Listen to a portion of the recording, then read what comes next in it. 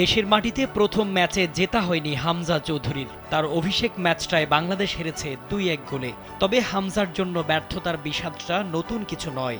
এর আগে শেফিল্ড ইউনাইটেডের হয়েও চ্যাম্পিয়নশিপ প্লে অফের ফাইনালে হেরেছিলেন তিনি।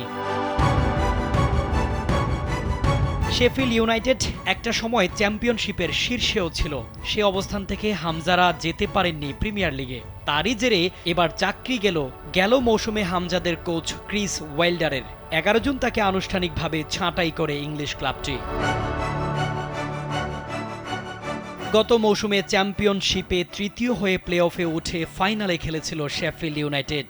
সেমিফাইনালে ব্রিস্টল সিটিকে হারিয়ে ফাইনালে পৌঁছায় তারা। তবে ওয়েম্বলিতে যোগ করা সময়ে টমি ওয়াটসনের গোলে সান্ডারল্যান্ডের কাছে 2-1 ব্যবধানে হেরে যায় ইউনাইটেড। এই হারই ওয়াইল্ডারের ভবিষ্যৎ নির্ধারণ করে দেয়। 57 বছর বয়সী ওয়াইল্ডার এর আগেও ক্লাবটির কোচ ছিলেন। 2016 সালে দায়িত্ব নিয়ে প্রথম মৌসুমেই ক্লাবকে লিগ 1 থেকে চ্যাম্পিয়নশিপে তুলেছিলেন তিনি। এরপর 2019 সালে শেফিল্ড ইউনাইটেডকে প্রিমিয়ার লিগে তোলেন। তবে 2021 সালে প্রথম দফায় ক্লাব ছাড়েন। পল হেকিংবটম ছাঁটাই হওয়ার পর 2023 সালের ডিসেম্বরে আবারও ক্লাবের হাল ধরেন ওয়াইল্ডার।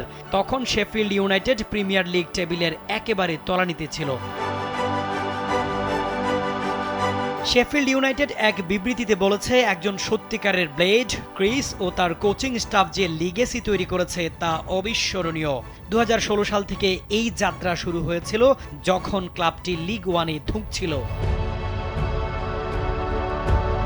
বাংলাদেশি বংশোদ্ভূত মিডফিল্ডার হামজা চৌধুরীর জন্য এটা ছিল বড় এক ধাক্কা।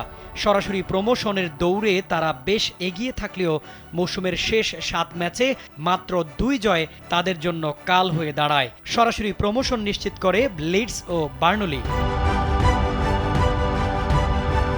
মার্কিন ভিত্তিক মালিকানাধীনে থাকা সিওএইচ স্পোর্টস কনসোর্টিয়াম গত ডিসেম্বরে ক্লাবটি কিনে নেয় এবং জানুয়ারিতে ওয়াইল্ডারকে 2027-28 মৌসুম পর্যন্ত নতুন চুক্তি দেয়। তবে ব্যর্থতার কারণে তারা এখন নতুন কোচ খুঁজছে। সম্ভাব্য নতুন কোচ হিসেবে আলোচনায় আছেন সাউদাম্পটন ও হাল সিটির সাবেক ম্যানেজার রুবেন সেলেস।